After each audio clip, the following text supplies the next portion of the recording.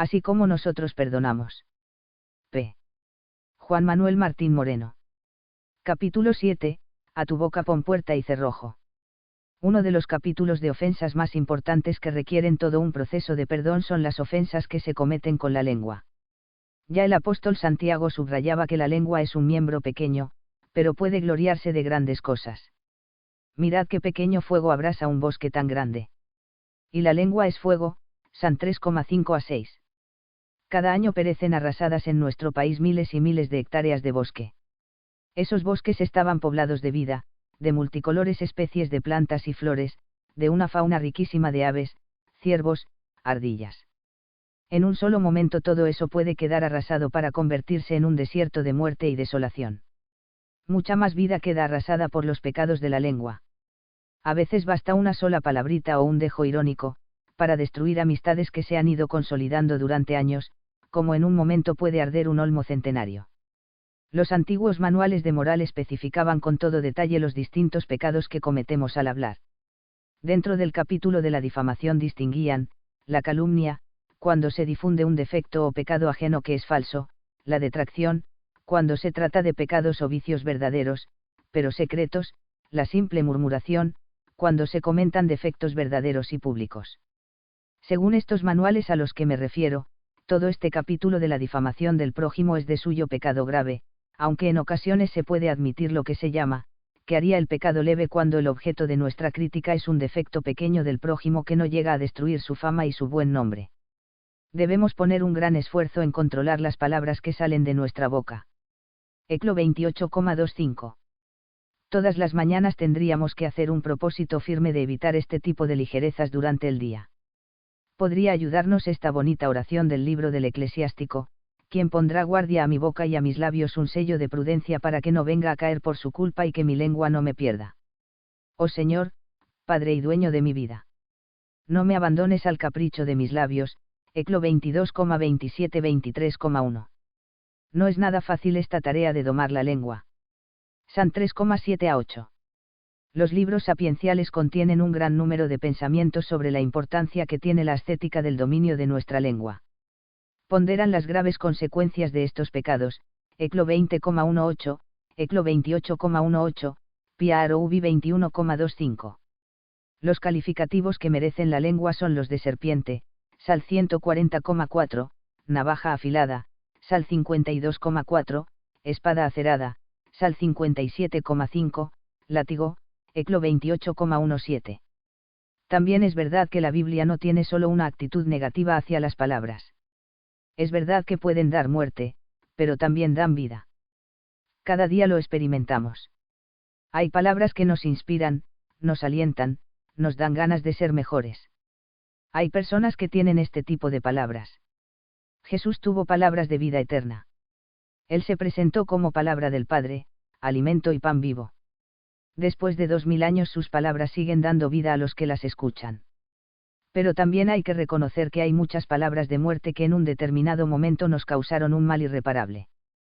¿Cómo son mis palabras? ¿Dan vida o dan muerte? Podría quizás preguntar a los que me rodean y emprender una tarea de vigilancia sobre mi manera de hablar. Aunque, si quiero evitar las palabras de muerte, tendré que buscar el remedio a un nivel más profundo, corrigiendo las actitudes interiores, que son las que después generan críticas y murmuraciones. 1. El mal aliento no se corrige solo lavándose los dientes. Hay que llegar a las causas más profundas que lo originan. De nada nos servirá el hacer propósitos de no criticar, si no vamos cambiando las actitudes y los sentimientos negativos que constituyen el origen de nuestras críticas. Un primer paso debe ser reconocer que nos gustan los chismes. Este es uno de los vicios más frecuentes, pero un vicio que casi nadie suele reconocer. Repetimos. Deberíamos ser sinceros y decir: me encantan los chismes. Me encanta curiosear los trapitos sucios de los demás. Solo desde este primer arranque de sinceridad será posible iniciar una cura. El segundo paso es analizar cuáles son las actitudes y sentimientos negativos que están en la base de nuestras críticas más frecuentes. Estudiaremos ahora algunos de ellos. La actitud más común es la ligereza y superficialidad de los que hablan sencillamente demasiado y no miden el alcance de sus palabras. Contra lo que suele decirse: a las palabras no se las lleva el viento. Dice San Juan de Ávila: cosa es de maravillar que, siendo las palabras de tan poco tomo, y tan livianas, pues son aire herido, tengan tanto tomo que sean clavos y bien hincados. Livianas son en sustancia, más de tomo son en el mal que hacen si son malas, o en el bien si son buenas dos. Reconociendo la trascendencia de las palabras, habrá que evitar el hablar irreflexiblemente, el hablar por hablar. Nos avisa el libro de los Proverbios que, Piarov 10,19. La ociosidad es la madre de todos los vicios, y por supuesto también la ocasión de la mayoría de todos los chismes. La logorrea, el hablar sin parar, es una enfermedad de nuestro psiquismo que necesita tratamiento profesional. Sin llegar a una verdadera patología, ¿a cuántos charlatanes se les podría aplicar el proverbio de que, Piarov 27,15? La terapia que se utiliza con los tartamudos consiste en hacerles estar primero varias semanas sin hablar absolutamente nada. Solo un largo silencio corrige las mañas equivocadas de nuestro lenguaje. Luego, ya se puede empezar a hablar otra vez, pero despacito y poco a poco. La mejor terapia contra la chismorrería y la ligereza en el hablar es una cura de silencio prolongado. Dice Tagore. Escucha a los que hablan mucho y llega a sensibilizarte de lo desagradable que es ese continuo parloteo. Comprende que ese que habla tanto está completamente hueco. Ya sabes que el cántaro vacío es el que más suena, nos dice también Tagore. Y un proverbio árabe nos advierte. Aprende a escuchar. La naturaleza nos ha dado dos oídos y una sola boca, como para insinuar que es de mucha más importancia para el hombre el escuchar que el hablar. Ecl 3,7. San 1,19, pues, Mt 12,36.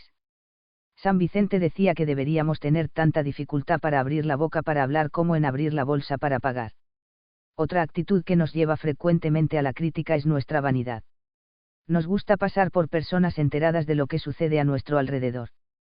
Para muchos no hay nada que iguale el placer de correr una mala noticia. Parece como si fuera una ascua encendida que uno siente urgencia de soltar de la mano cuanto antes. Nos avisa el eclesiástico, ¿has oído algo? Quede muerto en ti. Ánimo, no reventarás, Eclo 19, 10. Desgraciadamente muchos revientan si se quedan callados. A la vanidad tonta de darnos la de enteradillos se junta la vanidad de darnos la de ingeniosos, y normalmente ingeniosos para el mal, en contra de lo que sugiere el apóstol, de que seamos ingeniosos para el bien y tontorrones para el mal, cf. Rom 16,19. Nos encanta hacer análisis psicológicos baratos en que mezclamos palabritas de moda mal asimiladas del lenguaje freudiano. Prodigamos calificativos. Juzgamos así a la ligera conductas ajenas que merecerían mucho más respeto por nuestra parte. También muchos presumen de ingeniosos a costa de los demás con chistes, ocurrencias, juegos de palabras. Son de la conversación que ríen a costa de los demás, olvidando que, Ecl 7,5. Este tipo de murmuradores, aunque se conviertan en centro de atención y todo el mundo les ría las gracias, en el fondo son detestados por todos. Entre las 7 cosas que Dios abomina está el Piarov 6,19. Y no solo es detestado por Dios, sino también por los hombres. Eclo 21,28. Notaba Diderot que ese que habla mal de todos delante de ti, hablará luego mal de ti delante de todos. Pero la principal causa de nuestras murmuraciones es la envidia. No soportamos a las personas que descuellan, que nos acomplejan con sus cualidades y nos hacen entrar por los ojos todo aquello que nos gustaría ser y no somos. La envidia no es solamente desear tener lo que el otro tiene, es algo mucho más sutil. Es desear que el otro no lo tenga. Se define como: esta tristeza del bien ajeno nos lleva a intentar arruinarlo todo, minar el terreno bajo los pies del prójimo con comentarios, insinuaciones, subrayados. Deberíamos ser muy lúcidos a la hora de detectar nuestras envidias, porque este es otro de los defectos que más nos cuesta reconocer. Detectada la envidia, habría que tener una especial preocupación de no hablar nunca de esa persona, pues toda conversación en la que aparezca su nombre se convierte en una conversación. Otras veces, el origen de nuestras críticas está en el resentimiento o deseos de venganza que tenemos contra alguna persona que nos ha hecho daño. En este caso la terapia profunda estará en el perdón y el olvido, como explicaremos más tarde. En muchas ocasiones el origen de todo está en nuestra propia amargura interior. Las personas amargadas llevan continuamente puestas las gafas negras y encuentran defecto en todo. Nunca les parece nada bien. Siempre se están quejando y haciendo comentarios desagradables, proyectan sobre los demás su propia negatividad. Y quizás hasta presumen de tener un riguroso sentido crítico. En algunos ambientes el término está cargado de sentido positivo.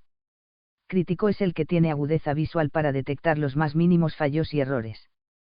Esta ambigua cualidad es muy cotizada en ciertos ambientes. Se cotiza menos en cambio la sensibilidad para admirarse, para gozar de la belleza, la benevolencia para descubrir los más pequeños reflejos de hermosura, de los que está lleno el hombre y el universo. En el fondo, no vemos las cosas como son, sino como somos nosotros. Ya Shakespeare descubrió que, para descubrir la belleza de fuera hay que descubrir previamente la belleza de dentro. Las personas amargadas, que no aceptan ni se valoran, viven continuamente en la crítica, salpican a los demás con su propio resentimiento. Los de mirada cargada de rencor, de tristeza y negativismo, esparcen a su alrededor una sombra que empaña el resplandor natural de todo lo creado. Todo lo ven negro, porque proyectan sobre todo su propia negrura. Son cuerpos opacos que no dejan pasar la luz. Qué distinto lo veríamos todos si nosotros mismos fuésemos luminosos. Dice Lanza del Basto. Otra causa de muchas palabras negativas es el carácter conflictivo de las personas discutidoras. No saben dialogar sin establecer una polémica. Se encuentran más en su propio campo hablando con un adversario que con un amigo. Más que hablar con alguien, hablan siempre contra alguien. Les encanta llevar la contraria sistemáticamente, como forma de afirmar la propia personalidad. 1 Tim 6, 4-5. Las cartas pastorales nos ponen bien en guardia contra esta actitud. 2 Tim 2, 14. Evita las discusiones necias y estúpidas, tú sabes bien que engendran altercados. Y a un siervo de Dios no le conviene altercar, sino ser amable con todos. 2 Tim 2,23-24. Capítulo 8. Cómo hacer la corrección fraterna. La comprensión y aceptación de los defectos del prójimo no significa en nosotros una actitud pasiva. El estar siempre dispuesto a perdonar no supone una actitud de silencio ante los fallos de los demás. Lo cómodo es decir, y desentenderse. Mejor que complicarnos la vida yendo al hermano y hablándole claramente, preferimos hablar a su espalda, o hacer continuas alusiones veladas para que el otro las capte. O bien, en un momento dado en que me han pisado el callo, reacciono con un exabrupto, una palabra violenta. Esta es la reacción normal ante los defectos y fallos del hermano, la que surge de la carne y de la sangre, no la que surge del amor. El pasotismo no nace del amor, sino de la indiferencia, de la cobardía, del deseo de no complicarnos la vida. La Sagrada Escritura relaciona continuamente la corrección con el amor, y pone el ejemplo del comportamiento de Dios. Como hijos os trata Dios, y qué hijo hay a quien su padre no corrija. Mas si quedáis sin corrección, señales de que sois bastardos y no hijos. Geb 12,6-8. Los libros sapienciales nos hablan de cómo un padre que ama a su hijo debe corregirle continuamente.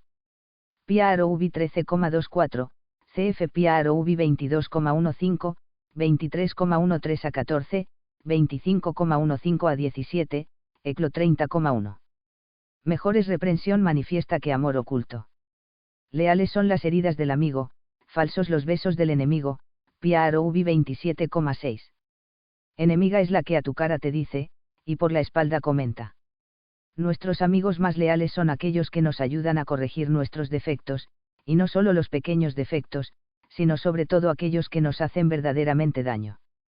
A propósito de esto comenta San Juan Crisóstomo, si vemos a un hombre que no se ha abotonado su túnica, o que se la ha puesto del revés, se lo avisamos. Pero si vemos su vida disoluta no le decimos ni una palabra. Siendo así que lo referente a los vestidos puede provocar a lo más risas, mientras que lo que se refiere al alma puede ocasionar peligros y suplicios. 3. El que no corrige a su prójimo se hace cómplice de sus pecados. Es una doctrina muy dura, pero que encontramos expuesta con toda claridad en la Biblia. Lev 19,17. Ed 33,8. En el capítulo 18 de su Evangelio, Mateo ha reunido toda una serie de dichos del Señor referentes a la vida de comunidad.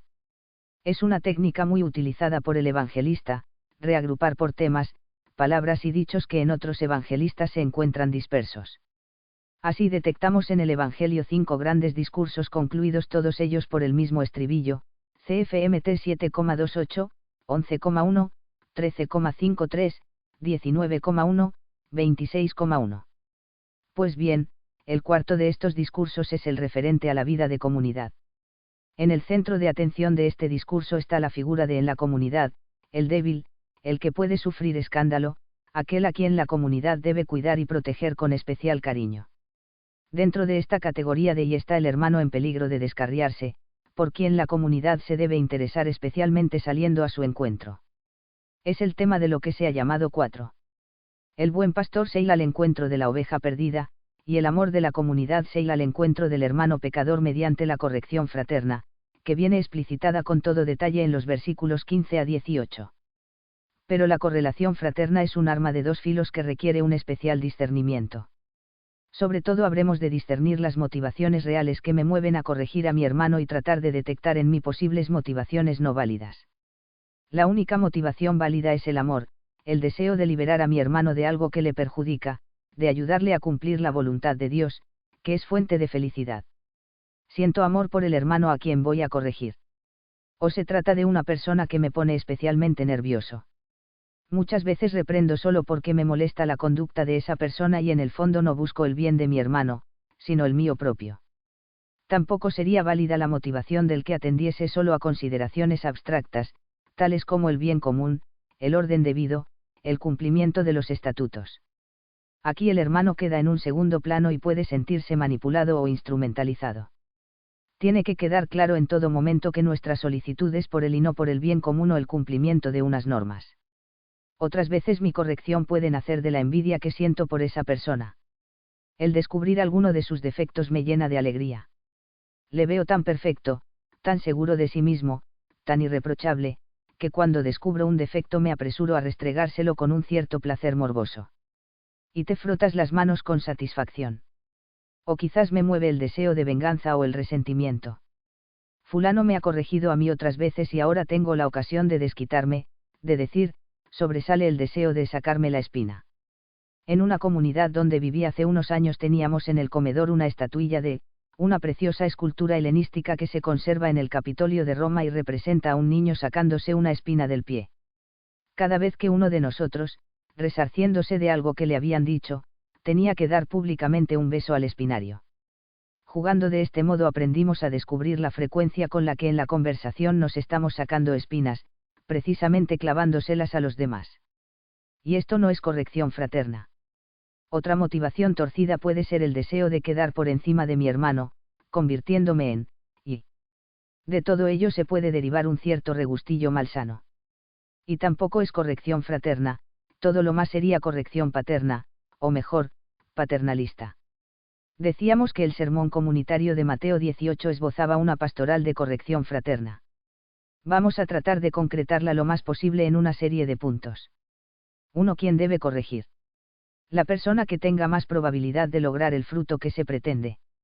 A veces una comunidad es bien consciente de que habría que decir algo a fulano, pero no se ve claro quién debe. Unas breves recetas prácticas pueden ayudar a este discernimiento. Si la cosa no es pública, ante todo debe corregir la persona que se ha enterado del defecto o pecado del hermano. Solo él tiene que enfrentarse con esa responsabilidad. Ni siquiera tiene derecho a contárselo a una persona de más autoridad, porque estaría divulgando un pecado oculto y difamando a su hermano. Cuando la cosa ya es pública, o al menos hay varios que están enterados, cabe preguntarse cuál de ellos es el más indicado para abordar al hermano. ¿A quién escuchará más fácilmente?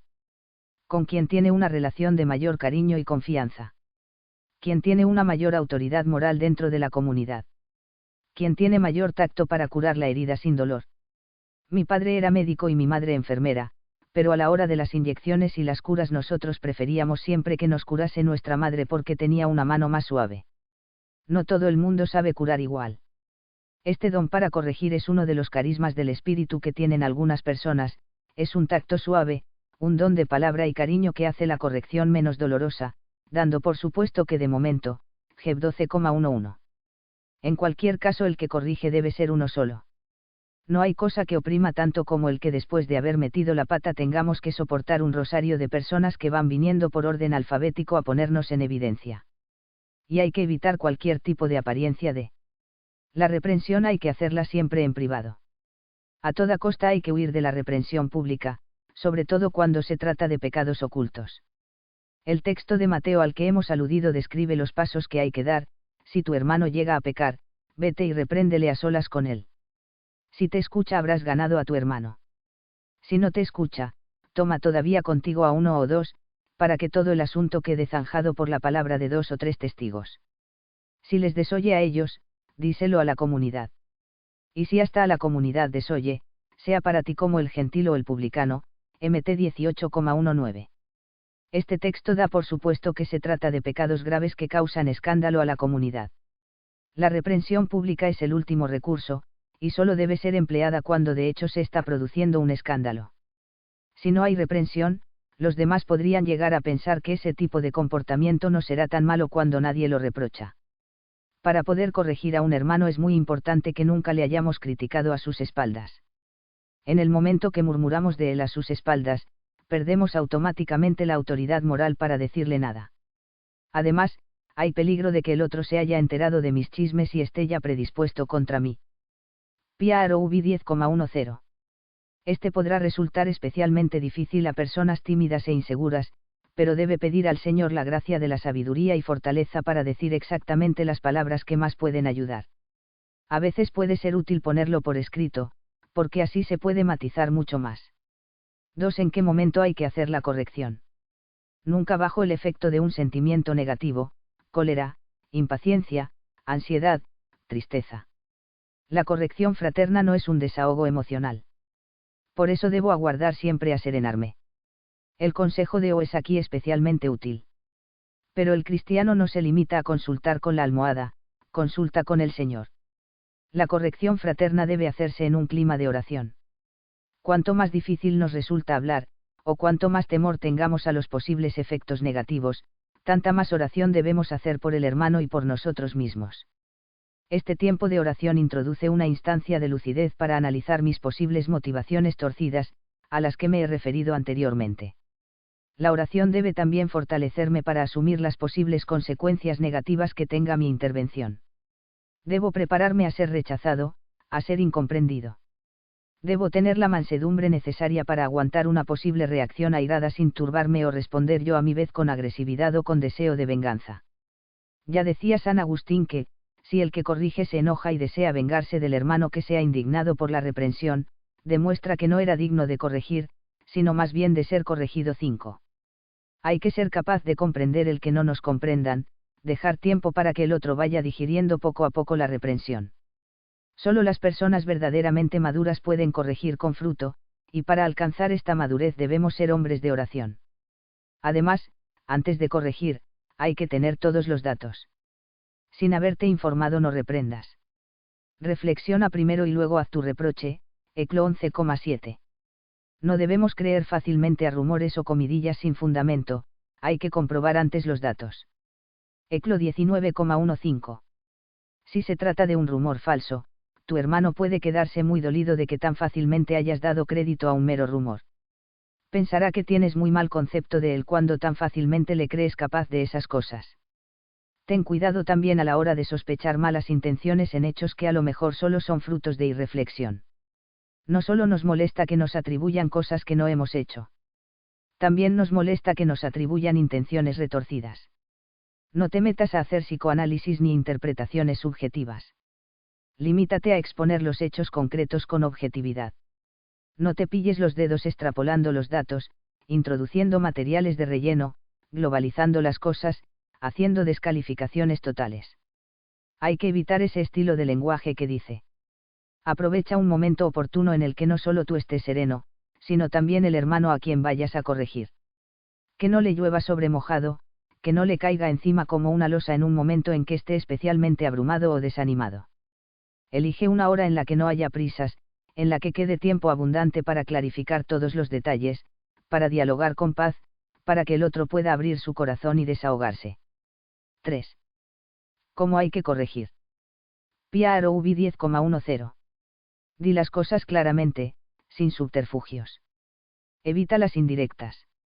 Hay personas que no se atreven a decir las cosas directamente y acuden a palabras veladas, insinuaciones, requiere una gran franqueza y simplicidad. Pero antes de hacer la crítica, pregunta al otro cuál es su versión de los hechos. Antes de acusarle de nada, déjale explicarse. Pídele que él mismo haga una valoración de su actuación. Quizás él mismo reconozca espontáneamente que ha actuado mal y ya no tengas tú que decirle nada. O puede que explique convincentemente que ha habido algún equívoco. Interroga a tu amigo, que hay calumnia a menudo. Interroga a tu prójimo, quizás no haya dicho nada. Interroga a tu prójimo antes de amenazarle, Eclo 19,13-15. Si él mismo reconoce sus errores, no hurgues en la herida, guárdate todas las palabras que llevabas preparadas, porque ya son inútiles. Eclo 8,5. Gal 6,1. Esta mansedumbre nace de un espíritu humilde, consciente de que nosotros también somos tentados y caemos muchas veces. Hay que evitar a toda costa dar la impresión de perfectos o ponernos en tono doctoral a dar lecciones de moralidad.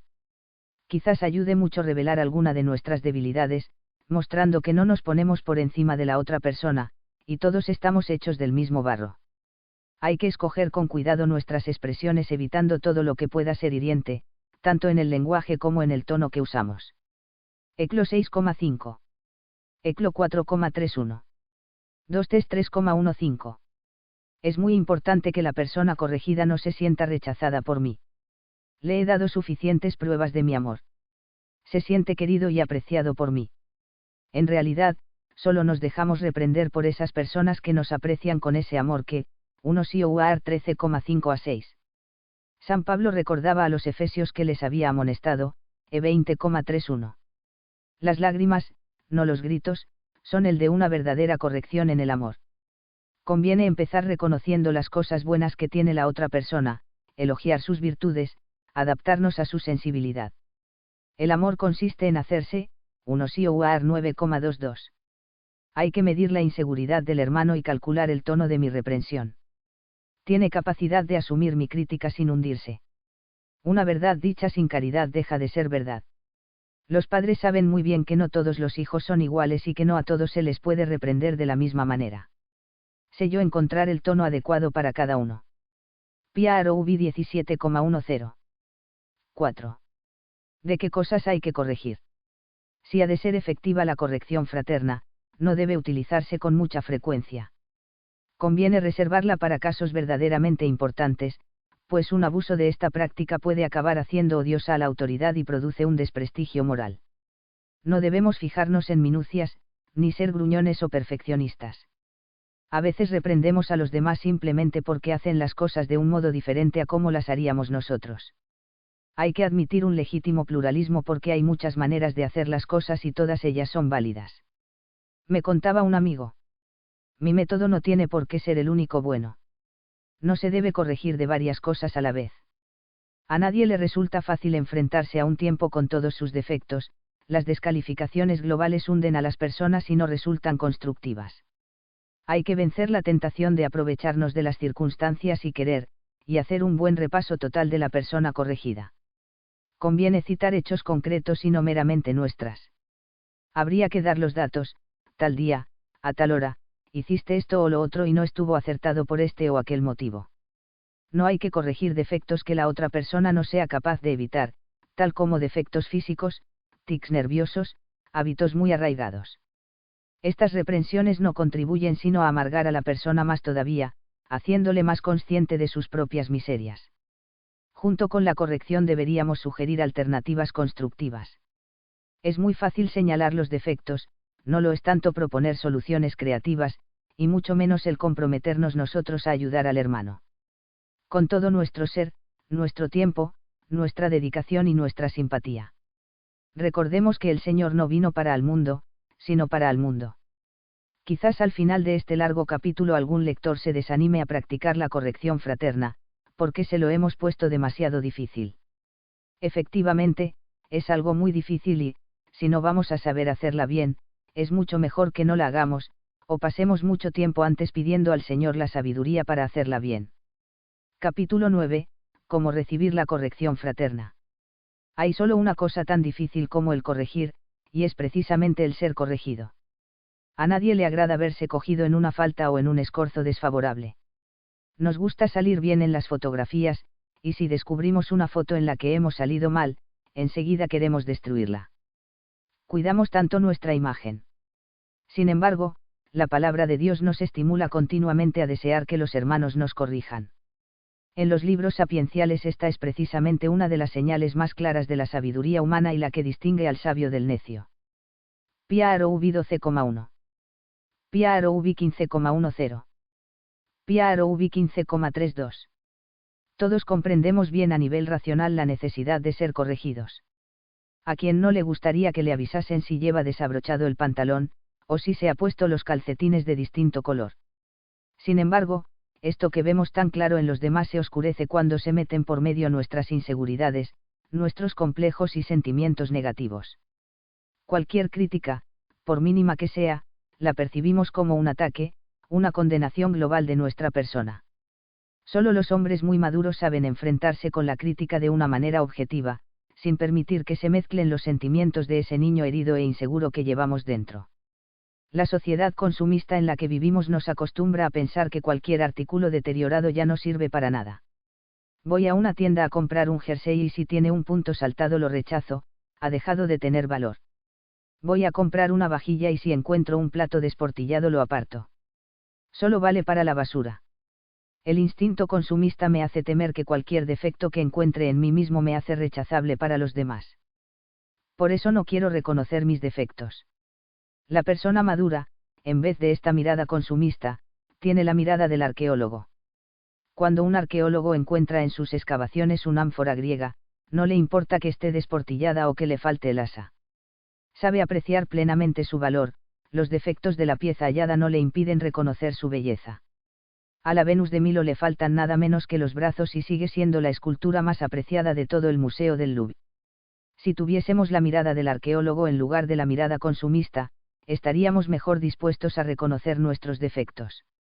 No consideraríamos una amenaza la crítica que nos dirigen las personas que nos aman y nos valoran y además quieren ayudarnos. Estaríamos más dispuestos a reconocer nuestras limitaciones si estuviésemos seguros del amor de los demás, y de su aprecio fiel y permanente. Aceptamos la crítica solo de aquellos por quienes nos sentimos muy amados. La mayoría de las personas viven a la defensiva, embrollados en sus propios autoengaños, con una imagen equivocada sobre el propio yo. Nos da miedo la verdad. Cuando se remueve una piedra los bichitos que hay debajo se agitan nerviosos porque no están acostumbrados a la luz. Es fácil entender que los niños le tengan miedo a la oscuridad. Pero qué difícil entender que tantos adultos tengan miedo a la luz. Derribar nuestras defensas, abrirnos a la luz, descubrir la verdad sobre uno mismo es el camino de la madurez y de la verdadera libertad. Solo, J.I.N. 8,32. Un personaje que aparece continuamente en la Biblia es él. Frente a la sabiduría se alza la necedad de los hombres. Esta necedad se atribuye muchas veces a la arrogancia. Para mí en el fondo de la arrogancia y de la vanidad no hay más que inseguridad. Los que están seguros de sí mismos no tienen miedo de reconocer sus defectos y evaluarse a sí mismos objetivamente. Son solo los inseguros, los que no conocen sus verdaderos valores, los que viven mentiras sistemáticas y pretenden ser lo que no son. Quien conoce sus propios valores no necesita que los demás se los reconozcan, no va por ahí mendigando elogios, no le importan las críticas. En el fondo de toda persona vanidosa hay un pobre niño inseguro que suplica caricias, palabras de reconocimiento, masajes cardíacos. Algunos se identifican con una cualidad que poseen, una cara bonita, un cuerpo ágil, inteligencia, simpatía, dinero, y andan continuamente exhibiéndola.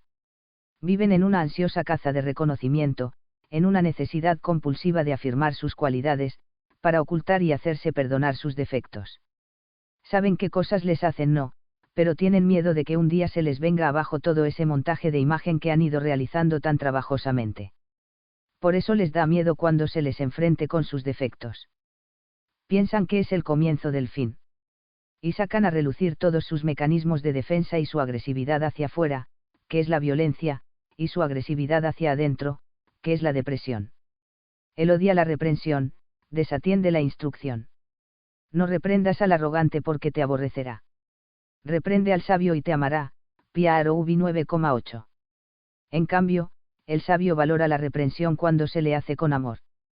PROV 25,12.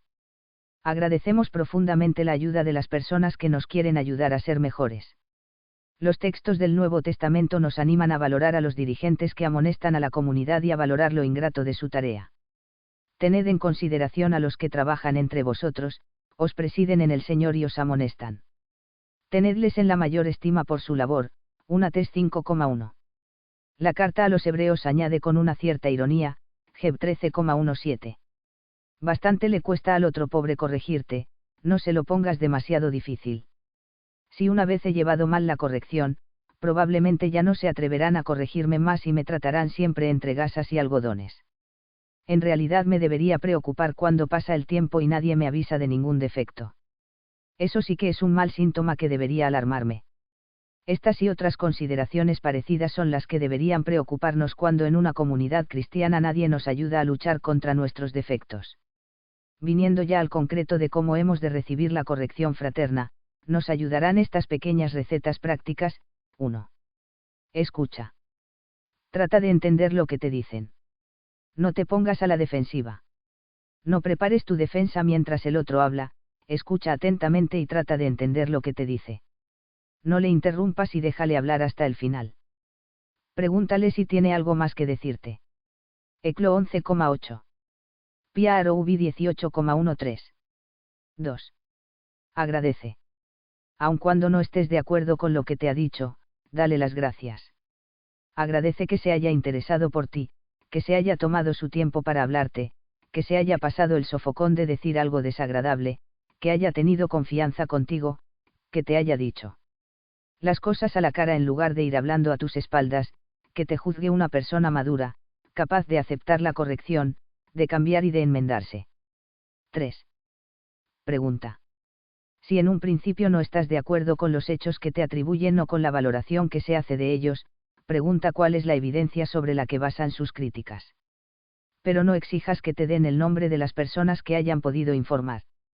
Él no debe decírtelo en ningún caso y tú no debes sonsacarle. Lo importante son los hechos y no la fuente de información. 4. Duda. Quizás tu primera reacción sea pensar que no tienen razón. El hombre humilde y prudente es consciente de la posibilidad de equivocarse, de sus autoengaños y racionalizaciones. El apóstol nos anima a, FLP 2,3. Por eso, valore al juicio del hermano más que el tuyo propio y dale el beneficio de la duda. Quizás tu primera reacción sea defensiva. Es humano defendernos. Todos defendemos nuestro yo en grados diversos. Es casi tan automático como la acción refleja que cierra el párpado cuando algún objeto extraño se introduce en el ojo. Así, cuando nuestro yo es atacado por la crítica, nuestra reacción automática es buscar alguna manera de proteger ese yo íntimo. 6. 5. Analiza. Después de dudar e intentar ver las razones del otro, quizás te siga pareciendo que el reproche no está justificado, que el otro está mal informado o no ha hecho una valoración correcta de los hechos o de tus intenciones. No por eso debes reaccionar con agresividad. Trata de preguntarte las razones que ha podido tener el que te corrige. Quizás te hable desde su envidia, o desde sus miedos, o desde su ansiedad. A lo mejor te está pidiendo ayuda. Es muy corriente encontrar personas que, cuando necesitan que les hagas caso, llaman la atención atacando. Quizás se trate de una persona irreflexiva o superficial, o de alguien demasiado exigente o perfeccionista. Quizás te puede ayudar el consultar a una tercera persona imparcial que conozca bien la situación. Pero si estás verdaderamente tranquilo de que no has merecido ese reproche, quédate tranquilo. Estudia serenamente las razones que te dan, pero no seas de esas personas inseguras que necesitan la aprobación unánime de todos. Comprende que no todos pueden comprenderte. 6. Espera. Después de recibir la crítica negativa o la corrección fraterna, tómate todo el tiempo que necesites antes de decidir cuál va a ser tu reacción. Después de informarte y preguntar todos los detalles que necesitas, puedes contestar de momento con estas palabras: gracias sinceramente por lo que me has dicho. Gracias por haber tenido la confianza y la sinceridad de haberme venido a hablar de esto. Ya sé que no te ha resultado fácil y este es un motivo más para agradecértelo. Déjame un tiempo para pensarlo mejor y para presentarlo al Señor en la oración. Me gustaría mucho seguir otro día esta conversación y continuar el diálogo, antes quiero reflexionar sobre todo lo que me has dicho. 7. Ora. Pídele al Señor que te ilumine, invoca al Espíritu Santo. Abre tu corazón a esa luz que disipe tus tinieblas y te dé lucidez para conocer todos tus engaños y racionalizaciones. Pídele fortaleza en caso de que tengas que contradecir a la persona que te ha corregido mostrando que se equivoca. Pídele mansedumbre y humildad para evitar cualquier tipo de resentimiento. 8. Sé amable. Evita cualquier tipo de reacción airada de gestos o muecas de disgusto. No te salgas por la tangente con argumentos diciendo cosas como, oh. No pases al contraataque. Quizás tú también tengas que ayudarle al otro a corregirse de sus defectos, pero ahora no es el momento.